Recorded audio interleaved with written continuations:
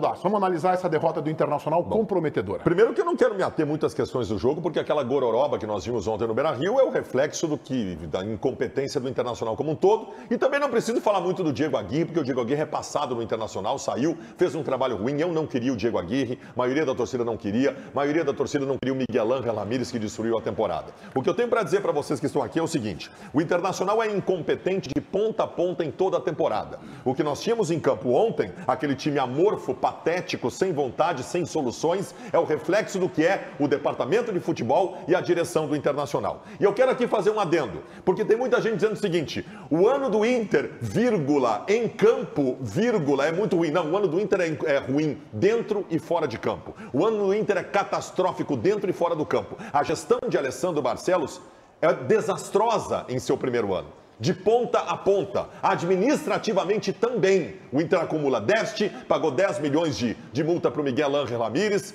Eu vou dizer uma coisa para vocês e eu vou confessar. Nos 2 primeiros meses, depois que o Alessandro Barcelos tirou o Abel para colocar o Miguel Ángel Ramírez, eu fazia considerações com raiva.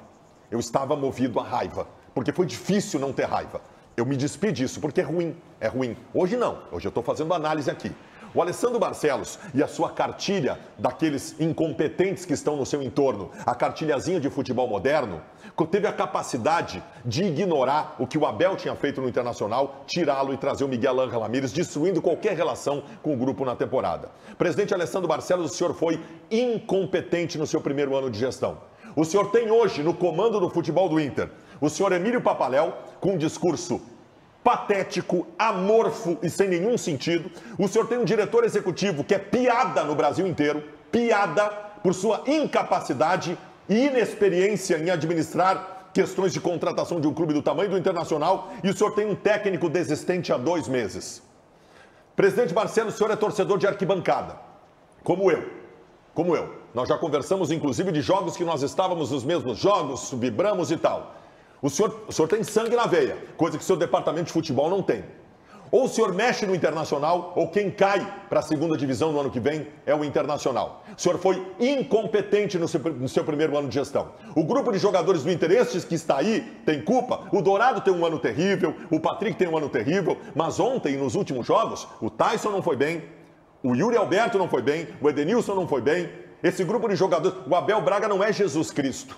Ele não fez um milagre no começo do ano, ele foi competente, coisa que o senhor não foi em todas as suas decisões da temporada. O senhor não demitiu o Paulo Brax ainda, porque o senhor vai ter que admitir mais um erro que o senhor cometeu. Pois admita, cabelo no peito, agora quem diz isso sou eu. Admita os seus erros e faça um 2022 diferente. Para terminar, ontem o Tyson foi o dirigente que o Inter não tem.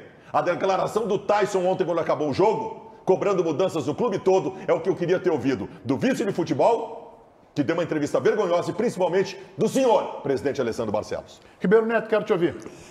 Eu vou começar pelo final.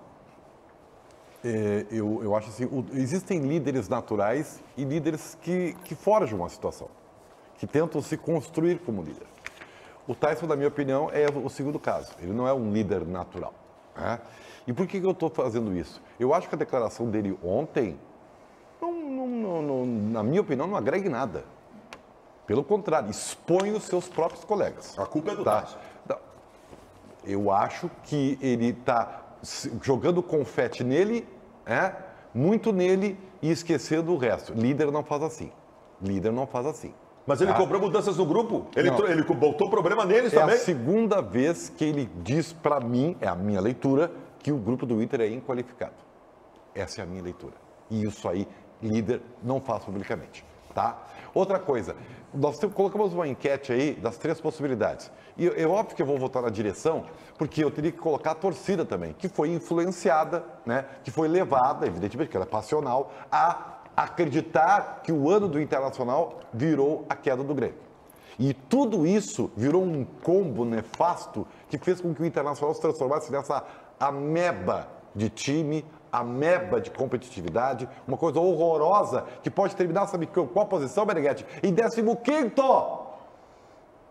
E só não está numa crise das piores porque o Grêmio está caindo. Porque senão, meu amigo, não sobrava pedra sobre pedra. Não tem mais pedra sobre pedra. Não Ribeiro, sei se está caindo aí. Ribeiro, deixa eu te dizer uma coisa. Não sobrou pedra sobre pedra.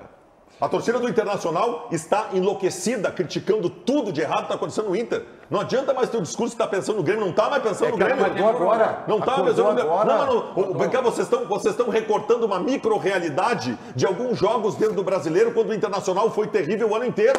O que tem a ver o rebaixamento do Grêmio com a desclassificação para o time do Olímpia, que a média de peso era 120 quilos? O que tem a ver o rebaixamento do Grêmio com o Inter rebaixado, saindo da Copa do Brasil com vitória da Série C? Da Série C? Não tem nada a ver com o Grêmio, Vou cara. dizer o seguinte, porque o ano do Inter já era terrível. E aí o Inter ganhou fôlego e ficou numa situação confortável, segundo o serviço de futebol. Só segundo porque ele, é o único que acha, né? O Grêmio deu felicidade ao Internacional. Mas não Tava tem, todo mundo não, feliz. não tem, mas... Cara, tinha dias que a gente acompanhava aqui na rede social, ninguém falava que tinha jogo do Mas, Inter. cara, pelo amor de Deus. Só se pensava no Grêmio. Tu fez um discurso botando culpa na torcida do Inter e no Tyson. Tu enlouqueceu. JB, Tu tá botando culpa na torcida do Inter e no Tyson pelo que tá acontecendo no Internacional, cara. Veja, JB. Também tem culpa. Não, eu não concordo com o Ribeiro, que a torcida tem alguma responsabilidade. Veja, JB. Não, lamento que eu tive a ideia só agora, Meneghete. Eu estava baixando um aplicativo aqui que fazia um letreiro virtual no celular com eu já sabia, ou eu avisei. Porque eu avisei, né? Desculpa, agora eu erro pra caramba nesse programa. Momento Vinícius Sinotti do JB. Momento Vinícius Sinotti. Tudo bem. Nós vamos fazer um quadro aqui. Eu erro pra caramba, sou um dos poucos desse programa que aceita que eu erro, que às vezes eu faço umas bobagens aí que, tipo, fala, como é que eu dei essa visão? Mas desculpa, ninguém vai poder tirar que eu falei isso e fui crucificado por um monte de gente antes do clássico Grenal. Que o Inter parou e a bola pune. O Inter tá fazendo errado. Parou aí quando? até me quebrei porque de fato o Yuri Alberto estava lesionado, mas todo mundo via ali naquele momento que o Internacional não jogou contra Corinthians, não jogou contra Bragantino, não jogou contra São Paulo, pensou no Clássico Grenal, depois desceu, curiosamente perdeu contra todos os adversários que estavam brigando contra o Grêmio e agora está sendo punido. Ninguém desliga uma chavinha e volta a jogar do nada. Absolutamente ninguém. E o Olímpia e o Vitória? Não. Isso também... É o ano inteiro assim, não é agora, Mas JB. Baldacinho, desculpa, ninguém vai transformar esses caras em maravilhosos da noite por dia, mas eles não são tão ruins quanto parece. Bom, isso sim. Eles não são não é tudo tão ruim quanto tu tá falando no Beira-Rio. Eles não são tão ruins. Essa atitude prejudicou. O que eu preciso falar aqui é o seguinte: o Internacional assumiu essa gestão, como se fosse fizesse a reinvenção do futebol. Falando em ruptura, romperam com a Libertadores, vão para a Copa Sul-Americana. Eu não acredito que vai ganhar e vai ter 4 resultados paralelos que vão ajudar para ir para a Copa Libertadores da América. Mas assim, o vice de futebol não tem a menor possibilidade de ser um dirigente de futebol. Desculpa, não há como esse cara ser respeitado no vestiário com o discurso que ele tem. E com a postura dele, não tem a menor possibilidade disso acontecer e qualquer pessoa vê. O treinador está há 2 meses e, aliás, se refez um momento histórico aqui, tá? Eu até, só fazendo um parênteses aqui, eu sempre falo para os amigos, o Jorge Jesus tem que voltar para o Flamengo, para o Jorge Jesus mostrar que daquilo não é a realidade, não vai ganhar tudo no Flamengo a toda hora. Assim como o Agui voltou para nos mostrar que em 2015, de fato, ele tinha que sair porque ele estava morto. Ele morreu depois que teve, ele não pensa mais no Inter, ele só pensa na seleção uruguaia. Ali foi errado, a hora que ele saiu, tudo certo, esse o Grenal foi uma bobagem, mas assim, o Agui mostrou que ele é um cara que ele tem problema, inclusive, ele ficou depressivo. Pô, ele só pensa do outro lado. Tu tá falando do quê? O Agui só pensa na seleção uruguaia. Mas o vice de futebol disse que o assunto estava encerrado. Não, mas daí tu tá vamos falando seguir. de uma bobagem. Terminou, JB? Teve muito mais coisa pra falar. Vai lá. Nada. Vai lá, César, vai lá. Ô, JB, eu tenho uma coisa para te dizer. Eu tô gostando tanto desse programa hoje. Tanto, porque eu tô meio abatido nos últimos meses Daqui em a pouco razão tu da vai dizer que tu dificuldade. acha que o Grêmio tem chance de Tá? escapar. Era só o que faltava. Nós já chegamos nessa pauta. Eu acho hoje, e aí eu falo com toda a sinceridade, que o torcedor colorado precisa comemorar. Porque o Inter não caiu. É isso. Não, então, tem toda O razão. Inter hoje chegou, e nós vimos o que o Inter fez nos últimos meses, mas o Inter precisa comemorar. O torcedor colorado faça festa. Porque o Inter, se não fosse o Daniel, em alguns jogos importantes que ele trabalhou muito, o Inter não estaria hoje nessa discussão aqui do futuro. Não estaria hoje na discussão do futuro, estaria olhando para a segunda divisão. O Inter tem uma vitória a mais que o Grêmio, cara. Não. E o Inter joga pouco.